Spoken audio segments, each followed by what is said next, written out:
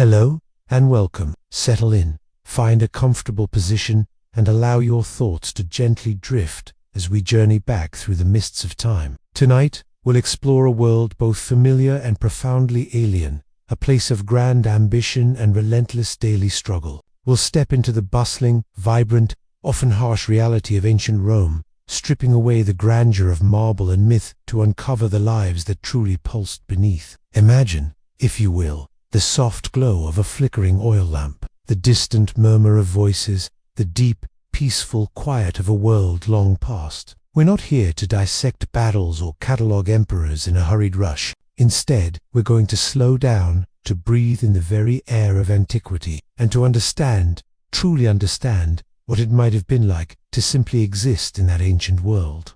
So let the worries of the 21st century fade away. You are now in the timeless embrace of ancient Rome. What will you do next? Ancient Rome, a metropolis that continues to captivate us with its grandeur, its power, and its indelible mark on history. Yet what if we dared to delve deeper, to peer beyond the Colosseum and the Pantheon, to immerse ourselves in the everyday, the sweat, the grime, the unrelenting toil? What if we challenged you to imagine yourself stepping through the portals of time and landing smack dab in the heart of this ancient metropolis? Welcome to my channel, and today let's explore together why you wouldn't last a day in ancient Rome. The year is 80 AD, the place, Rome, a sprawling metropolis teeming with over 1 million souls. You find yourself transported, inexplicably, into the bustling heart of this ancient world. No guidebook, no translator, just you and the unfiltered experience of life in Rome at its zenith. The first thing you notice is the noise, a cacophony of sound that assaults your ears. Carts clatter over cobblestone streets, vendors hawk their wares, crowds chatter, animals bray, all blending into a jarring symphony. The air is thick with the smells of cooking fires, stale waste, and the Tiber River. Your modern sensibilities cringe, yet this is your new reality. You soon realize that survival in this world demands a certain toughness. Smallpox and typhoid fever are ever present. Cuts become infected, setting in bone. Simple fevers can turn fatal. Clean drinking water is a luxury. Fresh fruit and vegetables, often washed or cooked thoroughly, are hard to come by. Your diet consists mainly of stale bread, cheese, and olives. Hunger pangs gnaw at your stomach, reminding you of the scarcity of meat, a luxury good for special occasions or the wealthy. The concept of personal space is utterly alien. In the insulae, the multi-story apartment complexes favored by the poor and middle class. You share close quarters with dozens, sometimes hundreds of people. Families of 4 or 5 occupy a single room with a dirt floor, a roof, and shared access to a rooftop latrine. Privacy is a myth, noise, a fact of life. Your neighbors' joys and sorrows echo in your ears. Their arguments and fights feel like your own. The stench of stale waste drifts from overflowing latrines, a constant reminder of unsanitary conditions. As the hours pass, you witness the relentless energy of the Roman populace. Women carry pitchers of water from public fountains. Men trudge home from the forum, exhausted after a day of business or trade. Children scurry through the crowds, dodging carts and animals. Slaves pull carts, haul goods, and perform menial tasks under the watchful eyes of their masters. All around you, life is a constant struggle, a battle against hunger, disease, and the indifference of fate. In this world, progress is measured not by minutes or seconds, but by the excruciatingly slow pace of human labor. Walking any distance becomes a test of endurance. Roads are uneven, filled with holes and debris, and the heat from the sun beats down relentlessly. Blisters form on your feet, sweat soaks your clothes, and the weight of your possessions, a luxury in this world, seems unbearable. Imagine trying to navigate the complexities of Roman society with no knowledge of Latin. Its nuances, its customs, its etiquette. Every interaction becomes a minefield of potential offense. Trade, commerce, even simple acts of courtesy, all conducted in a language you do not understand. You are a stranger in a strange land. Your attempts to communicate, perhaps with gestures or broken phrases, are often met with amusement, sometimes scorn. The subtle cues, the unwritten rules of Roman interaction, are lost on you. You are an outsider, forever on the periphery, never truly accepted. Roman law, a formidable structure, even to the most learned scholars of today, becomes a bewildering labyrinth for you. Its intricacies, its biases, its capricious application, all pose a constant threat. You are at the mercy of a system that offers little recourse, where justice may be blind, but it is heavily influenced by wealth and power. A wrong turn, an unwitting offense, a stolen coin, all could trigger a legal nightmare. You are trapped in a web of laws and customs, where every step must be measured, every word carefully considered. Food, a basic necessity for survival, becomes both a challenge and a gamble in ancient Rome. Unlike the abundant variety available in modern times, your selection is limited. Bread, cheese, and olives dominate your diet, with the occasional treat of fruit or, if you are fortunate enough to afford it, meat. Preparing meals is a labor-intensive process. Fetching water, gathering ingredients, and cooking are not mere tasks, but daily rituals. Eating itself is a communal affair, often shared with your family or fellow inhabitants of your insula. Yet the very act of consuming food is fraught with risks. Utensils are rudimentary, water may be contaminated, and leftovers are a potential source of illness. Each bite, each swallow is a gamble, a toss of the dice against hunger, thirst, and disease. Toilets, a modern convenience taken for granted, are a luxury in ancient Rome. Public latrines, shared by many, are often dirty and unsanitary.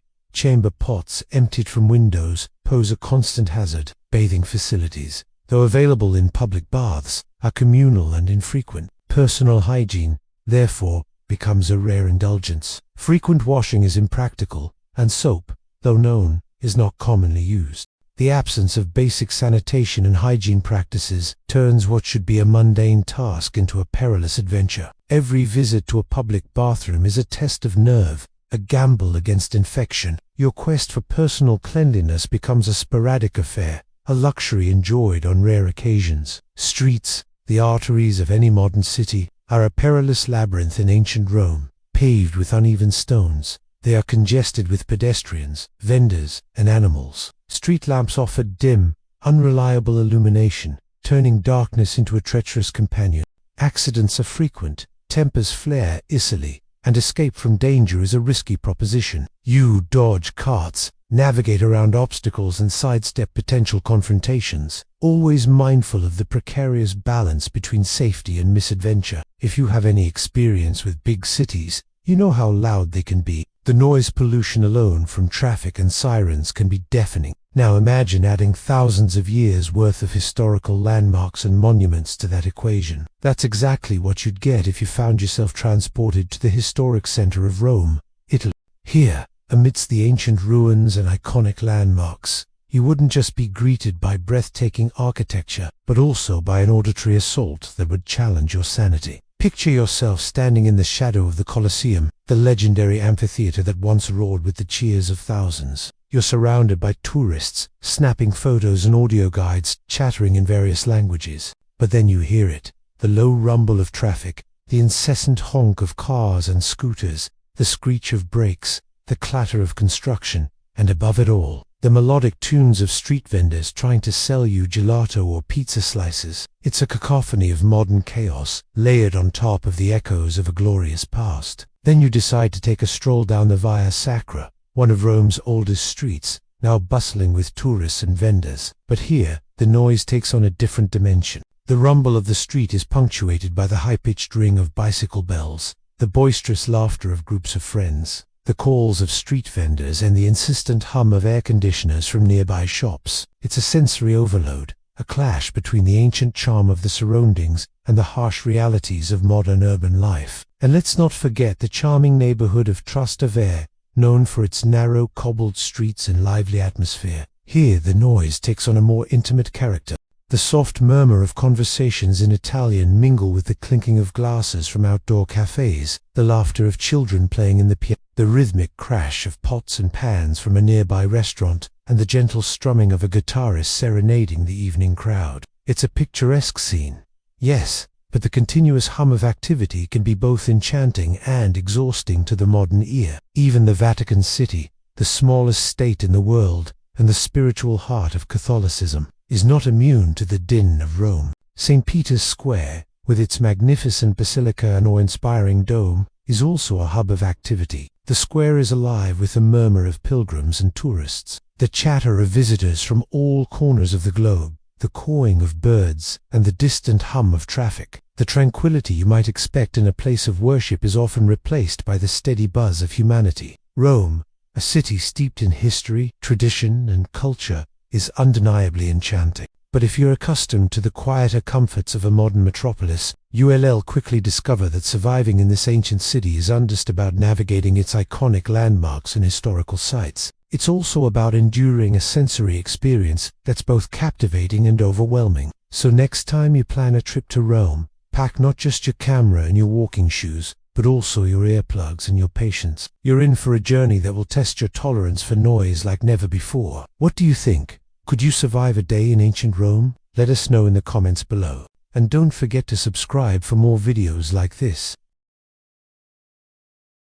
But it's time now to return to our hero of this episode. As the years passed, Cicero's star continued to rise, reaching its zenith in 59 BC when he became one of the 5 consuls of that year, sharing power with 3 patricians and 1 former slave turned politician. His consular year was marked by a significant legal and philosophical treatise, the famous In Catalanum letters, which formed a kind of sequel to his earlier In these letters addressed to a friend, Cicero defended his actions during the crisis, arguing not only for their necessity, but also for the supremacy of the Republic over the rule of law. Although there was a play upon the word constitution in Latin, the discussion here is about constitution in general, meaning the established customs, laws and principles which made Rome what it was, rather than a written constitution in the modern sense of the word.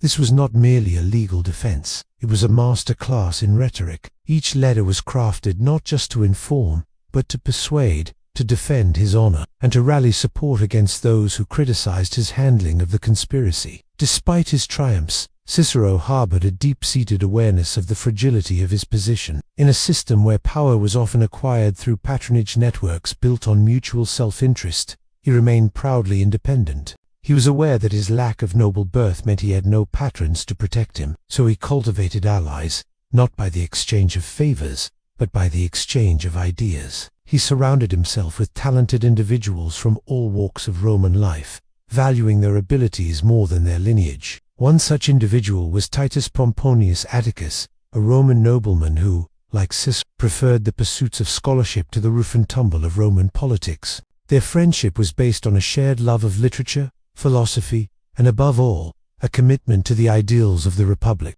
Atticus provided crucial support to Cicero, both practically and philosophically, during the tumultuous years that followed.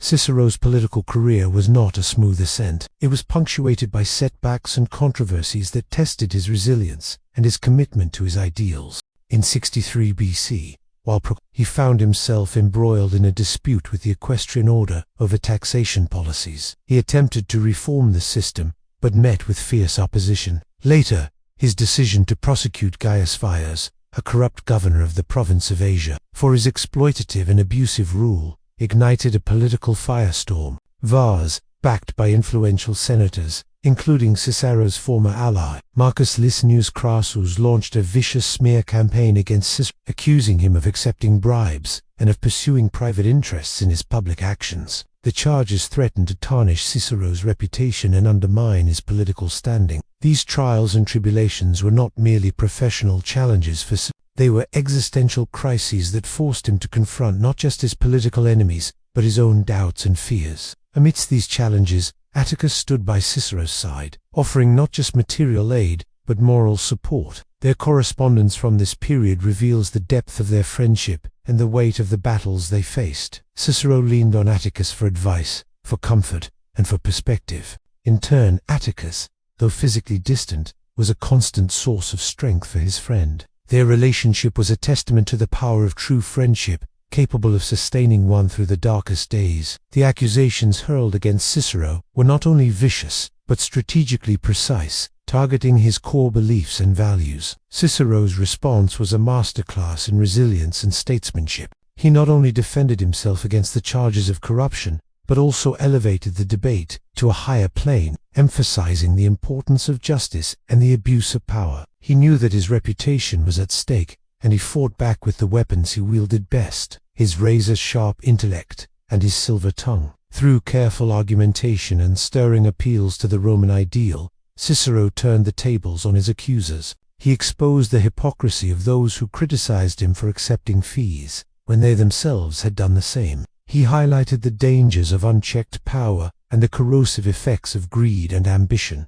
His defense was not just a legal victory, it was a reaffirmation of his commitment to the rule of law and the principles of the Republic. In the end, he triumphed not just over his enemies, but over the cynicism and apathy that can corrode even the grandest ideals. The story of Cicero's prosecution for Vars is one of courage, principle, and the triumph of truth. But it also offers a profound commentary on the nature of power, the allure of wealth, and the ceaseless struggle between idealism and pragmatism. Cicero's decision to prosecute Vars was a pivotal moment in his career. It showcased his commitment to justice, but it also put him squarely in the crosshairs of Roman power brokers. Vars, a wealthy and well-connected senator, was hardly the kind of man to endure humiliation quietly. His response was swift and brutal, a testament to the lengths to which unchecked power can reach. Cicero found himself not just battling a skilled legal opponent, but facing a calculated and vindictive enemy. Vars deployed a combination of slander, intimidation, and legal maneuvering to paint Cicero as a man driven by greed and personal gain. The charges were explosive, designed to not just damage Cicero's reputation, but to shatter it. Accusations of bribery, of accepting lavish gifts, and of using his influence for personal enrichment. These were weapons potent enough to sway public opinion and influence the very course of the Republic. Facing such a formidable opponent, Cicero might have been expected to falter. After all, he was renowned for his eloquence and his mastery of the law, not for his ability to endure the slings and arrows of outrageous fortune. Yet, he stood firm. His response was not a mere defense. It was a masterclass in advocacy, a triumph of reason and eloquence over the machinations of power. Cicero employed every tool at his disposal: his vast legal knowledge, his keen understanding of human nature, and his unmatched rhetorical skill. His speeches were not just arguments, they were performances, carefully crafted displays of logic, emotion, and persuasion. He appealed to the conscience of the court, to the ideals of the Roman Republic, and to the very concept of justice itself. And in the end, it was his unwavering commitment to the truth, and his ability to articulate it, that won the day. Cicero's prosecution of Vars was a watershed moment in Roman history. It was a resounding affirmation of the rule of law, a demonstration of the power of a single man's commitment to justice. But it was also a harbinger of things to come. For in the relentless pursuit of power and the ceaseless struggle for dominance, even the greatest heroes can stumble. Even the most ardent defenders of the Republic can be consumed by the flames of ambition. For our next episode, we will be following Caesar across the Rubicon and into the Eternal City itself. If you enjoyed this episode, be sure to hit that like button, subscribe, and leave your thoughts below in the comments section. Don't forget to join the community if you wish to get more involved. Rome, 43 BC, stands poised on the precipice of an irreversible change. The air in this city crackles with tension. The assassination of Julius Caesar has thrown the political sphere into disarray, leaving a power vacuum that threatens to engulf the entire Roman world. Amidst this turbulent climate, three powerful figures, Octavian, Mark Antony, and Lepidus, emerge to form an uneasy alliance. Their objective, to stabilize the empire and restore order, but their methods are autocratic and their ambitions boundless. At the heart of this maelstrom is Marcus Tullius Cicero, one of Rome's most celebrated statesmen and orators. A staunch defender of the Republic, Cicero finds himself in a perilous position. His opposition to Caesar was well documented, his political career standing in stark contrast to the triumvir's disregard for the traditional institutions of Rome. The assassination of Caesar, while politically expedient, was not the solution he had envisioned. His dream was a restoration of the Republic, not the rise of another dictatorship. As the triumvirs consolidate their power, they move swiftly to eliminate potential threats. Prescriptions, a legal mechanism to seize property of political enemies, become their tool of choice, and Cicero's name, along with other prominent senators, is placed on a prescription list. He is hunted, his life forfeit, his property up for grabs. Facing his mortality, Cicero retreats to his property near Naples, hoping to evade his pursuers. But the long arm of the triumvirs reaches even there. Cicero must flee, abandoning his beloved home and his library, a collection that was not just vast, but was a reflection of his own brilliant mind. Cicero's defense is a rearguard action, a last stand for a dying republic. In his elegant villa ad Appennum, far from the clamor of the Roman Forum, Cicero finds solace in scholarship and the quiet dignity of philosophical pursuits. Here, amidst books and scrolls, he pens his philosophical treatises, immersing himself in the timeless wisdom of Greece. Works like the Academics and the Laws reflect not just Cicero's deep understanding of philosophy, but also his yearning for a world governed by reason and justice, a world the Roman Republic once embodied. This period becomes a retreat, a sanctuary where Cicero confronts not just external threats, but internal demons as well. His own past, particularly his handling of the Catiline conspiracy, comes under scrutiny. In philosophical works like the Tusculan Disputations, Cicero grapples with questions of ethics and responsibility, acknowledging his own It's a rare moment of introspection from a man accustomed to the adulation of crowds. This phase of Cicero's life is a study in contrasts. On the one hand, the looming danger of the triumvirs and the knowledge that his political career is likely over. On the other, the intellectual freedom to explore philosophical ideas and the consolation of a rich inner life. The threat of death never truly recedes, always lurking in the background, but Cicero refuses to cower. Instead, he channels his fear into creativity, producing some of his finest work in the face of adversity. His philosophical writings from this period are not just truth, they are a testament to the human spirit's resilience, its capacity to find beauty and meaning even in the darkest of times. They are a beacon, a reminder that the light of intellect can illuminate even the darkest corners of human existence. But the tranquility of Arpinum is a fragile thing, easily shattered. Word spreads that Cicero is back in Rome, though exactly when he returns is uncertain. What is clear is that his presence stirs memories of his outspoken opposition to the triumvirs and the hope he represents for those who yearn for a return to republican ideals. The triumvirs' intelligence network is vast, and Cicero's defiance cannot remain hidden for long. Soon, his name is synonymous with resistance, making him a rallying point for those who oppose the triumvirs' iron-fisted rule. Cicero's fall from grace, his banishment from Rome, was a significant turning point in his life. The proud orator, the man who had scaled the heights of Roman political life, was now a marked man, his head literally on the block. Yet it was in this dire moment that Cicero displayed the true measure of his character. Far from succumbing to despair or plotting in secret, Cicero chose philosophy. He retreated to his estates, particularly Athens, and here he turned his attention to writing philosophical works. This unexpected shift was not a retreat from life, but an immersion in it, a profound engagement with the world. During his exile, Cicero penned some of his most enduring works, including the Academics and the Laws.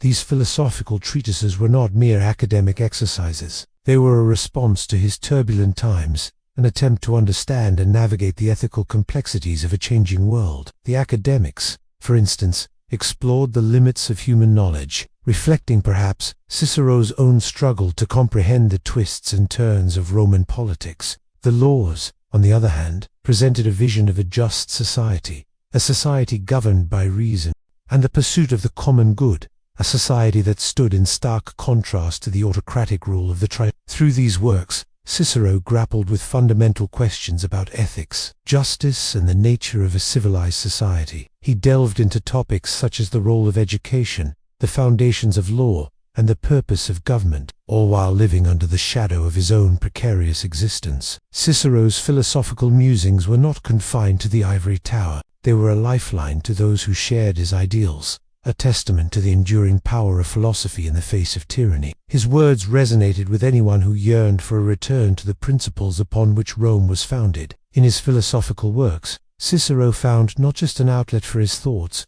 but a means of resistance, a weapon against those who sought to dismantle the very fabric of Roman society. They were a subtle yet powerful form of dissent, a challenge to the status quo that went beyond the immediate circumstances of his own life. Cicero's exile was not merely a physical separation from Rome, it was a disconnection from a political system he had once been integral to. His return, therefore, marked more than just his personal comeback. It was seen as a resurgence of republican values, a return of the opposition. However, the welcome he received was a mixture of relief and trepidation. Many rejoiced at his comeback, but the triumvirs' watchful eyes were fixed on him, seeing in Cicero's return a potential threat to their dominance. As Cicero re-emerged into the turbulent waters of Roman politics, the full force of the triumvir's suspicion came crashing down upon him. Despite the cautious welcome, his every move was scrutinized. The once boisterous applause that had greeted his speeches now echoed with a hint of uncertainty. Each of his words was dissected, searching for any trace of dissent, any whisper of opposition to the new order. Cicero, ever the astute politician, understood the precariousness of his position. The years of exile had not diminished his political acumen. He knew that the triumvir's grip on Rome was tenuous, and that any misstep could trigger their paranoia. Cicero's decision to marry Publilia, a woman more than 20 years his junior, became a flashpoint in this charged atmosphere. It drew unwanted attention, painting a target on his back. The gossip of Rome spread like wildfire, reaching the triumvirs and stoking their suspicions. In their eyes, Cicero's marriage was not a private affair. It was a statement, a provocation, a potential threat to the stability they so desperately sought to achieve. The whispers grew louder, fueled by the triumvir's own paranoia and the resentment harbored by those who had fallen victim to their policies. Cicero, once the darling of the Roman populace, now faced the chilling specter of proscription. His name was on the list, his property forfeit, his life a mere formality before death. When the assassins arrived at his house, Cicero did not resist. He knew his fate was sealed. In the face of death, he displayed a stoic calm, a testament to his philosophical convictions. As his assassins led him away, he famously asked them to ensure that his execution was swift and that his head and hands were cut off, showcasing a remarkable dignity in the face of brutality. His severed hands and head were then displayed in the Roman Forum, a chilling spectacle designed to send a message to any potential dissent. Cicero's end was brutal, a stark reminder of the triumvir's ruthlessness, but it was also a powerful symbol of the cost of resisting their authority. In the twilight of his life, Cicero found himself at a crossroads. His decision to marry Publilia was not just a personal choice, it was a miscalculation with fatal consequences. It was a gamble that misfired, a misstep that triggered the triumvir's paranoia, leading to his demise. This dramatic turn of events serves as a potent reminder of the unpredictability of fate and the fragility of even the greatest political careers. Cicero's story is a tragedy, a cautionary tale of how hubris and circumstance can lead to the downfall of even the most revered figures.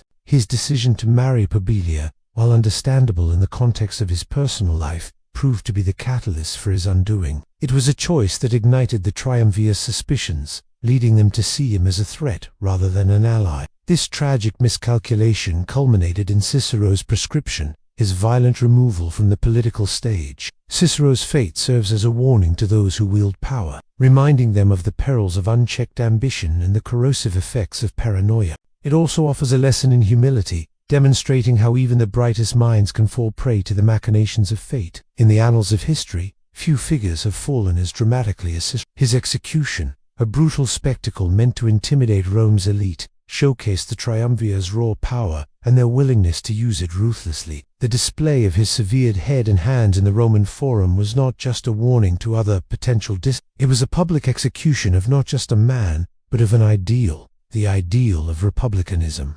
Cicero's story is one of brilliance and tragedy, of soaring achievements followed by a catastrophic fall. It is a reminder of the highs and lows that can define a life and the importance of understanding the complexities of historical figures. Cicero was not just a great orator or a champion of republicanism. He was a man of contradictions, capable of great ambition and flawed judgment. His story encourages us to see history not in absolutes, but in shades of gray, to recognize the humanity of even the most exceptional individuals, and to appreciate the intricacies that make each life a unique tapestry of triumph and tragedy. I am very pleased to announce that we have now reached the end of Season 1. That's right, our epic 40-part deep dive into the fall of the Roman Empire is now complete. Of course, the empire didn't actually fall in 40 parts, but it did take 40 episodes to cover all of the major reasons why and all of the major consequences that came from it. But today, we're going to be taking a brief break from the internal collapse of Rome to focus on something a little bit different. Specifically, I want to talk about one of the most famous unsolved mysteries of the ancient world, the disappearance of Rome's Ninth Legion. So if you're ready to put your thinking cap on and explore one of the great whodunits of antiquity, then let us begin. But before we do, as always, if you would like to help support this channel, please consider joining our membership program today. You can join for free and get access to exclusive benefits like our Discord server, monthly podcasts, bloopers and outtakes, and even the opportunity to ask questions directly to me. Now, without further ado, let's begin. From the political machinations within the beating heart of Rome, let us now cast our gaze outward, beyond the city's walls, to the far-flung reaches of its vast empire. Here, amidst the wind-swept frontiers and the distant lands, lies a historical enigma that has fascinated scholars and captured imaginations for centuries: the mystery of Rome's vanished Ninth Legion. Imagine the might of the Roman Empire, not just as a political entity, but as a military machine of unparalleled efficiency and discipline. At its core were the legions, highly trained, formidable units, each comprising thousands of heavily armed and rigorously drilled soldiers. Each legion was a symbol of Rome's power, a mobile extension of its will, its very presence designed to instill both order and fear. And yet, one of these mighty formations, the Ninth Legion, known as Legio IX Hispana, simply vanished. The Ninth Legion had a long and distinguished history. It had served with distinction under Julius Caesar in Gaul, enduring harsh campaigns and proving its mettle in numerous battles. It had participated in the Roman invasion of Britain, establishing a presence on that distant, often rebellious island. For centuries, it was a cornerstone of Rome's military might, its eagle standard a familiar and fearsome sight to Rome's allies and enemies alike. Yet after nearly 300 years of service, its story abruptly ends, or at least it does within the official records of the Roman Empire. For the eagle standards of the Ninth Legion, along with the legion's full complement of military standards, were nowhere to be seen in the middle of the 2nd century CE, nor were they seen again for the rest of Rome's existence. And to add insult to injury, the reason behind this mysterious disappearance is unknown. That's right, even as Rome's civil and military administration meticulously recorded every detail of their vast domains, from tax assessments to census data to troop deployments, nobody knows what happened to the Ninth Legion. Their last confirmed presence is in Britain around the year 108 CE, where they were stationed during the reign of Trajan, the emperor responsible for Rome's conquest of that unruly province. But after that point, no further mention of the Ninth Legion appears in any Roman military lists, imperial decrees, or historical accounts. It simply ceases to exist within the official narrative of the empire. This disappearance has given rise to countless theories and much speculation, like whispers carried on the wind over ancient battlefields. Some historians have argued that the Ninth may have been the victim of a catastrophic defeat at the hands of the unconquered Celtic tribes inhabiting Britain's northern reaches, the Picts or Caledonians. The image is a dramatic one: a legion marching through dense forests or across bleak moors, perhaps ambushed by a vast, determined force of native warriors. The air filled with the clash of steel, the shouts of men, the guttural cries of battle. In such a scenario, the legion could have been overwhelmed, cut off, and systematically destroyed, leaving no survivors to tell the tale, no witnesses to record the horrifying details of their final stand. The sheer scale of such a loss would have been a devastating blow to Roman prestige and manpower, a defeat so profound that perhaps the Roman authorities chose to simply erase it from the official record, to bury the memory of such a catastrophic failure to maintain the illusion of Roman invincibility. Such an explanation certainly fits with Rome, its general pattern of behavior whenever its military forces suffered a significant defeat. As anyone who's watched the previous episodes of this series can tell you, any time Rome suffered a major military embarrassment, the authorities typically tried to cover it up and pretend like it never happened. So it would certainly make sense that if 5,000 Roman soldiers were wiped out in a single engagement, the embarrassing truth would be suppressed and the loss covered up. However, while this theory is certainly plausible, it's also extremely unlikely. Unfortunately, this is because archaeologists have failed to uncover any mass graves or battle sites in Britain which could definitively prove the complete destruction of the Ninth Legion. Further, the Ninth Legion was just one of several Roman formations stationed in Britain during this period, and its disappearance does not appear to have caused any sort of crisis in Roman defense of the province. That is, Not to say that the loss of 5,000 troops would not have been a serious blow to Rome, this ability to project power in the region, but it doesn't seem to have been disastrous enough to threaten Roman rule in Britain as a whole. Accordingly, scholars today generally reject the theory that the Ninth Legion was annihilated in Britain. Instead, many now argue that the Ninth Legion was not destroyed but simply disbanded or transferred. According to this theory, the Ninth Legion continued to serve in Britain throughout the 2nd century until sometime around 142 CE, when its term of service in the province was complete. Like many of Rome's frontier legions, the Ninth may have been absorbed into the broader civil administration of the province, with its soldiers filling non-military roles in local governance. Over time,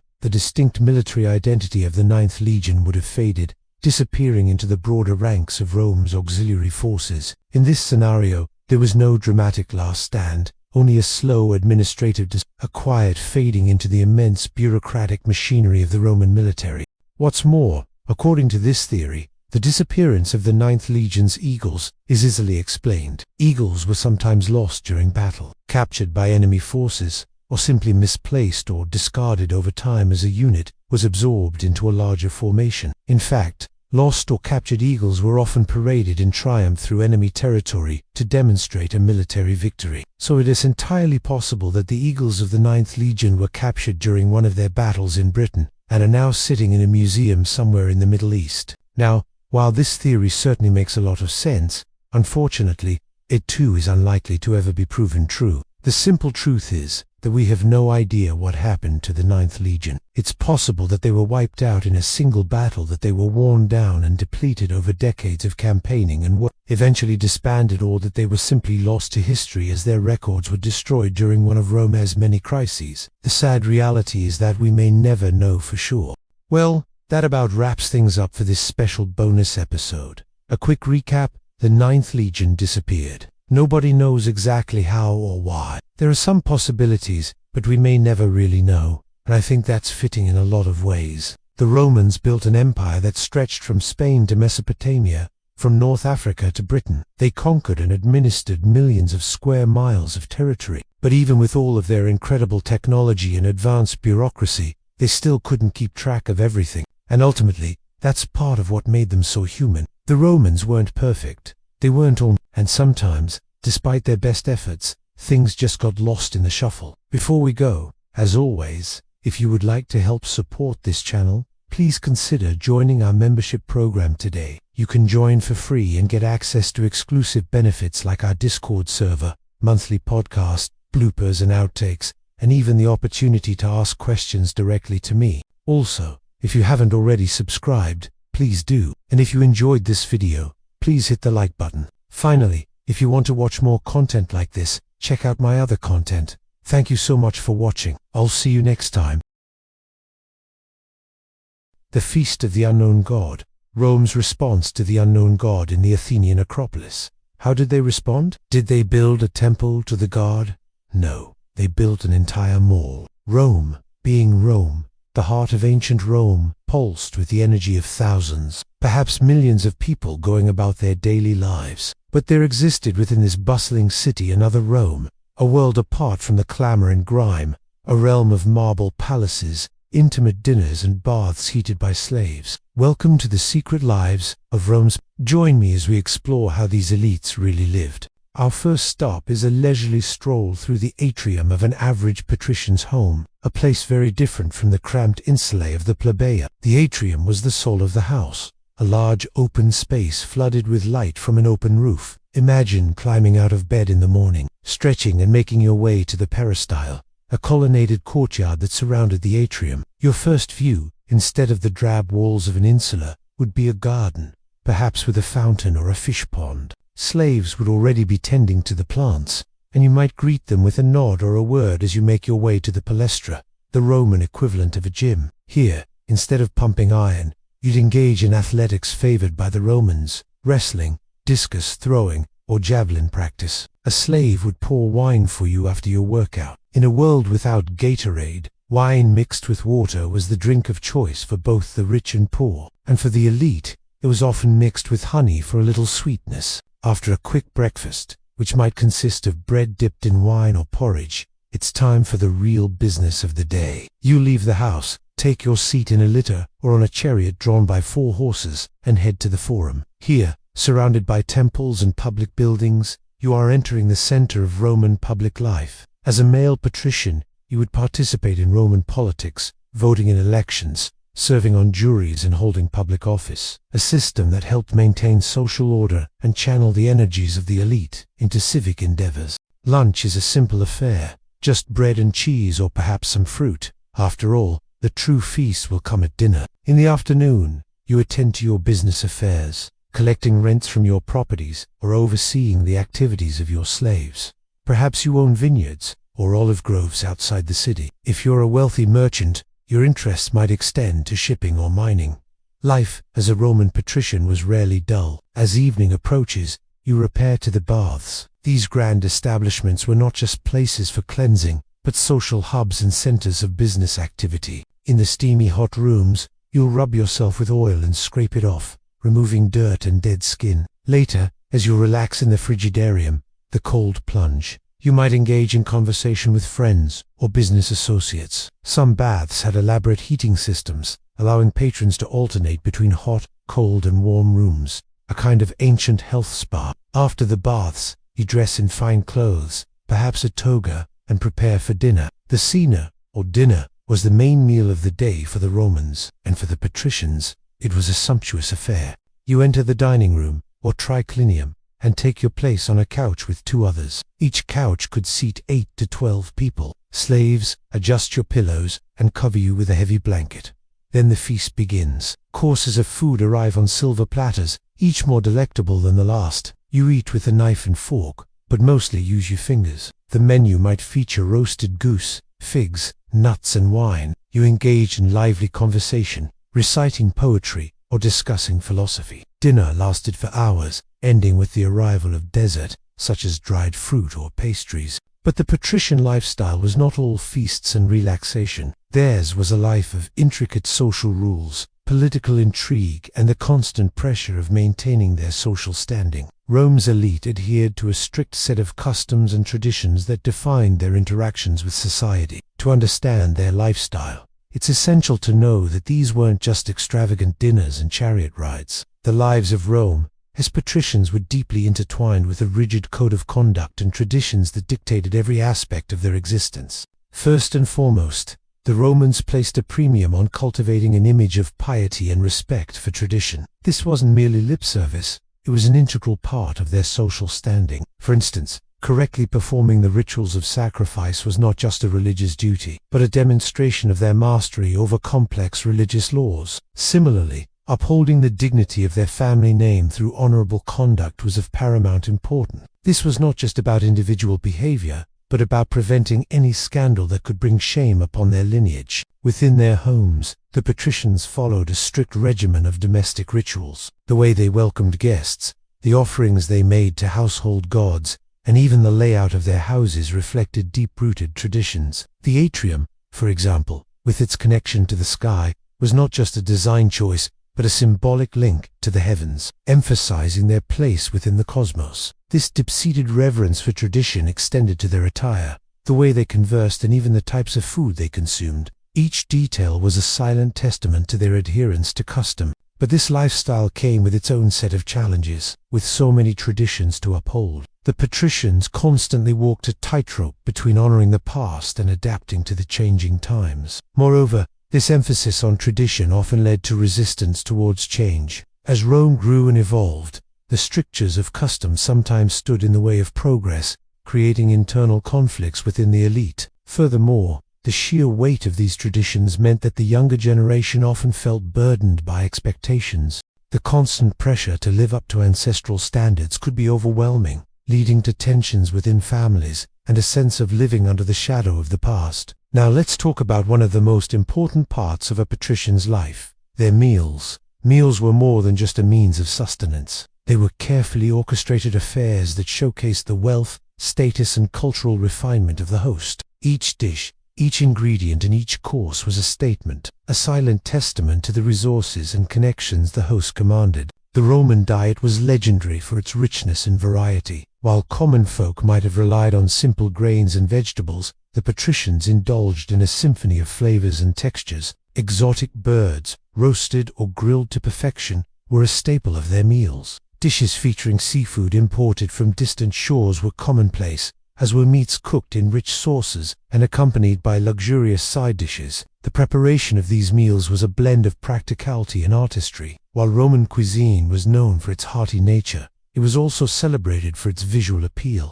Ingredients were often prepared not just for their flavor, but also for their aesthetic presentation, creating a feast for the eyes as well as the palate. These lavish meals, however, came at a cost. Not only did they require significant financial resources to procure the ingredients, but they also demanded considerable manpower. A team of slaves and servants was essential to manage the kitchen, prepare the dishes and serve them with military precision. The complexity of these meals also made them a logistical challenge. Coordinating the timing of each course, ensuring that the ingredients were fresh, and managing the storage and transport of exotic foods required meticulous planning and execution. Beyond the logistics and expense, there was a deeper significance to these meals.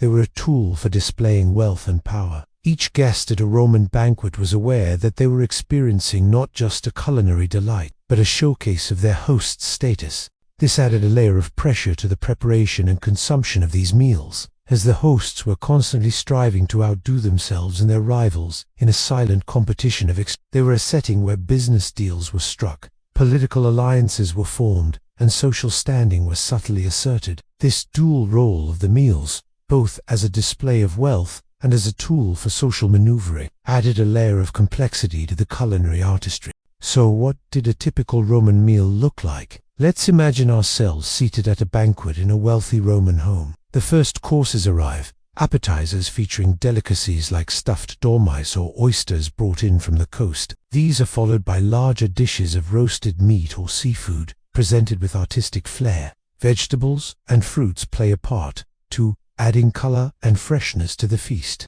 Between courses, there are moments of respite, times for conversation, music, or even poetry readings. As the evening progresses, the food becomes more decadent, perhaps including exotic spices or desserts made with honey and nuts. Throughout the meal, wine, often mixed with water and honey, flows freely. It's a celebration of abundance, a testament to the host's wealth, and a reflection of the social standing of those gathered. There's more to the patrician lifestyle than meets the eye. The lives of Rome's elite, while seemingly marked by luxury, were also characterized by complex social dynamics and a myriad of traditions that governed their existence.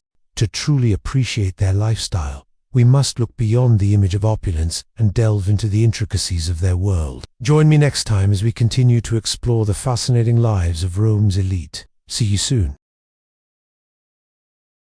As the echoes of ancient Rome begin to recede, leaving only a lingering sense of its vastness and complexity, let us gently draw our journey to a close. We have walked the crowded, noisy streets with the plebeian, felt the weight of their daily struggles and inhaled the pervasive sense of a bustling, unfiltered world. We have witnessed the rise of a brilliant orator, Marcus Tullius Cicero, whose words shaped a republic, yet could not ultimately save it from the forces of ambition. We have pondered the enduring mystery of a vanished legion, a quiet enigma swallowed by the vastness of time and shifting empires. And finally, we have stepped behind the opulent facades of the patrician homes, catching a glimpse of their lavish feasts, their refined rituals, and the often hidden complexities of their privileged lives. Rome was a city of profound contrasts, a place where immense power coexisted with relentless hardship, where intellectual brilliance bloomed amidst political turmoil, and where lives of extreme luxury were built upon the unseen labor of many. It was a world that demanded resilience, adaptability, and an unyielding will to endure. Cicero, a name synonymous with eloquence and wisdom, ended his days not in triumph, but in a quiet corner of his luxurious home. Imagine for a moment the setting sun casting long shadows across the atrium, the scent of herbs and blooming flowers carried on a gentle breeze. This was Cicero's sanctuary, a world away from the clamor of the forum. Here, amidst the tranquil beauty, Cicero found solace in the simple pleasures of life, the companionship of loved ones, the joy of a good meal, and the satisfaction of a day's work well done. His home, a testament to his success, was not just a dwelling, but a reflection of his cultivated tastes. the geometric precision of the atrium, the elegance of the peristyle garden, all spoke of order and refinement. Yet, within these elegant walls, there were echoes of a turbulent past, memories of a republic's decline, and his own brushes with death. Cicero's later years were a stark contrast to his earlier days as a young lawyer, pleading his first case in the rough-and-tumble courts of Rome. The energy of the foro, the pulse of the city, had been his lifeblood. He thrived on the challenge of a trial, the give and take of political debate, the intrigue of a senate, a conspiracy afoot. But as the republic teetered, as his enemies grew bolder, even Rome's grandeur couldn't offer him safety. Exile and loss had forced him to retreat into the protective shell of his opulent villa. Here amidst the marble and mosaics, he poured his energy into writing, crafting his own version of the new republic. In his works, he explored themes of duty, justice, and the very essence of a virtuous life. His words, honed by years of public speaking, were weapons of immense power. They cut through pretense, exposing the flaws of men and the fragility of institutions. In this tranquil setting, Cicero grappled with the demons of his past, the regrets, the defeats, the haunting specters of those he'd lost. He found solace in a tree, a shade, not in the shade of some towering tree, but in the company of books, in the echoes of his own voice, and in the unwavering support of his devoted wife and children. For them, the twilight years of the great Roman's life were not a tale of decline, but a quiet testament to the enduring strength of the human spirit. It was here, far from the madding crowd, that Cicero truly lived. His home became his forum, his library, his senate, and his garden, a place where the ghosts of ambitious rivals faded into the fragrant breeze. As you now step out of Cicero's world and back into your own, let the lessons of his life echo in your mind. Amidst the chaos of daily life, find moments of tranquility. In the face of adversity, remain steadfast and true. And above all, let the pursuit of wisdom and justice be your guiding light. Rome may have fallen, but the ideals it once championed continue to resonate, reminding us that the true legacy of a civilization lies not in its monuments, but in the timeless values it embraced. Step now into the cool embrace of night. Let the stars, like distant fires, guide your thoughts to tranquil shores. Allow the echoes of Rome's grand story to weave themselves into the fabric of your dreams. Sleep well and dream of a world where the spirit of Rome lives on, where the whispers of Cicero still hold court in the halls of eternity, and where the resilience of the human spirit knows no bounds. Thanks for watching.